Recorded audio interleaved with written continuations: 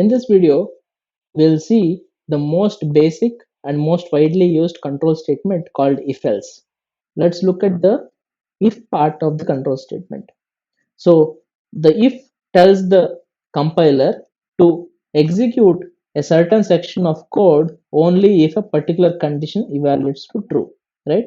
So the syntax for this is, so we have an if and then followed by a condition, which is followed by a block of statements and then the rest of the program. So this is the syntax for if control statement. So in this we have a keyword called if, and then the condition is usually an expression which is made of relational operators, logical operators, and bitwise operators. We have seen all these operators in the previous chapter, like operators and expressions, right?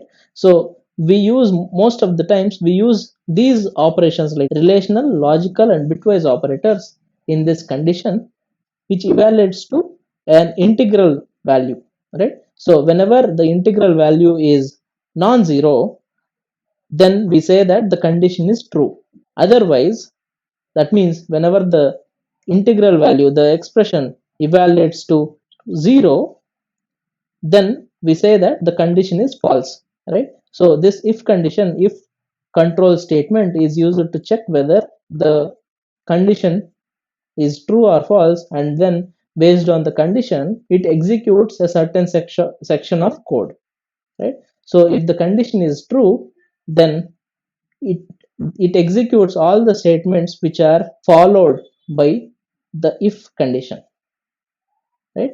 So whenever this condition is true, it executes all the statements which are in the if block, and then after executing all these statements, the control goes to the statement after if, right? Which is the rest of the program. So the other case where the condition is false, in that case the compiler simply skips or ignores the statements which are under the if block, and then the control goes to the statement after if, which is the rest of the program, right?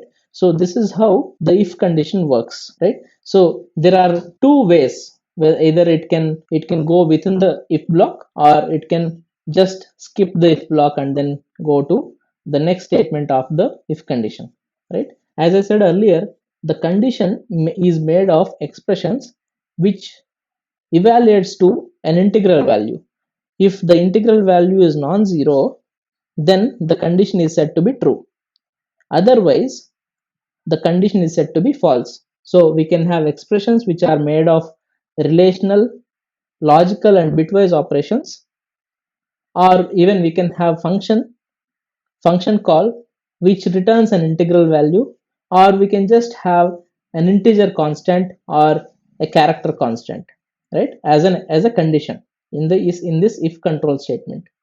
If we have a block of a sequence of statements within this condition, if condition, we can have curly braces. We have to have a curly brace, pair of curly braces. But if there is only a single statement within the if block, then there is no need to have curly braces, right? This is the syntax of if condition if there is only a single statement. But it is always a good practice to have curly braces around your if block, right? Whether it is a single statement or a multiple sequence of statements, it is a good practice to have curly braces around your if block, right? So let's look at an example to understand how if condition works. So here is a program to print a message if you have entered a negative number, right? As usual, we start the program with the description of the program in the comment section, and then we have included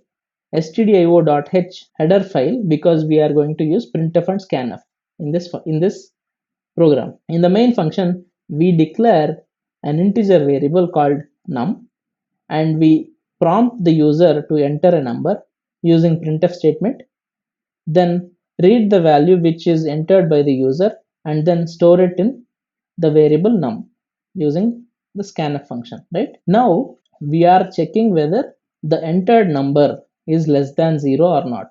If it is less than 0, then we are printing a message that the number is negative, right? Otherwise we don't print this message, but you just go to the next statement which appears after the if block, right?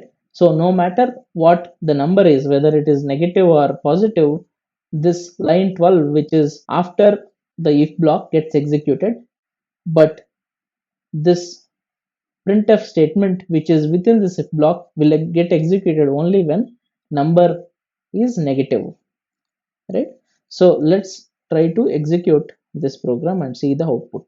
Let's compile this program first. Now let's run this program to see the output. Let's say I have entered minus 100, which is a negative value, right? Which is less than 0. So ideally the statements within the if block should get executed. That means it should print that this is a negative number, right? So it has printed that the number is negative, right? And then it has the control goes to the statement which is after the if block, and then it has printed you have entered minus 100, right? Let's run this program again with different value. Let's say now I entered a positive number which is 100. Here in this case you should observe that the statement which is within the if block didn't get executed, right? The statement is the number is negative. This message is not executed because you have entered a positive number, which makes the condition false.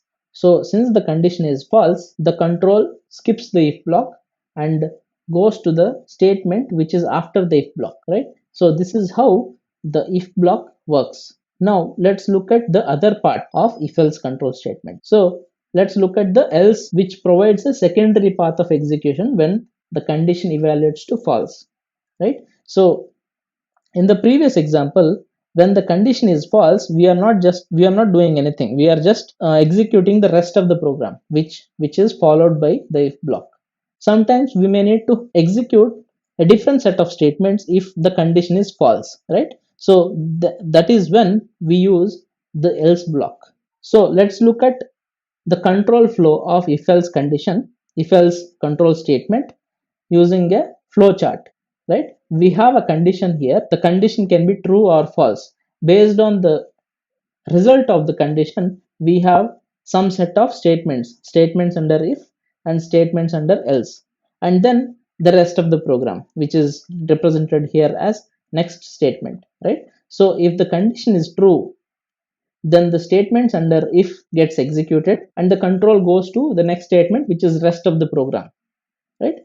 Now when the condition is false, if the condition is false, it skips the if block and it goes to the else block. We'll see the syntax of if else control statement in a while, but for now you just understand that if the condition is false, the control goes to the block under else and then executes all those statements which are under else block. After that it goes to the rest of the program, right? The statements which are following this if else block, right? Now let's look at the syntax of this if else control statement. The first part, the if condition and the statements, we have already seen this a while ago, but now we have a new block called else, right? If the condition fails, then the else block, the statements under the else block gets executed, right? So let's look at an example to understand how this if else works. Let's look at a program to find the largest number using if else. In this program, we prompt the user to enter two integer values and then we find which one is larger and print that, right? So let's go through the program. Here we have declared two integer variables a and b, and we are prompting the user to enter the numbers. Now once the user enters, we are reading those values and storing in the variables a and b respectively. Now we compare a and b using the relational operator a greater than b. A greater than b is an expression which evaluates to 1 if the relation is true, otherwise it evaluates to 0. So based on the value, the control either goes to the if block or else block, right? So if a is greater than b, we are printing A is larger, otherwise we print B is larger, right? And at the end of if else blocks, we have a message to the user that this is outside if else block, right? No matter what the result of this condition, this statement always gets executed, right? So let's try to execute this program and see how this behaves. So we compile using GCC compiler. There are no compilation errors or warnings, so we can just run this program. We are prompted for entering the numbers. Let's say I have entered 10 and 20. It says 20 is larger. We can run this again. Now let's say I have 210. Here in this case 200 is larger, right? So it has printed 200 is larger, right?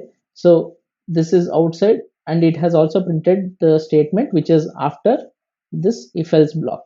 Now with this output we are not clear whether the if block has executed or the else block is executed, right? So let's have a simple modifications to see which one is getting executed. Let's say I have another statement here, printf statement. This is in if block, right?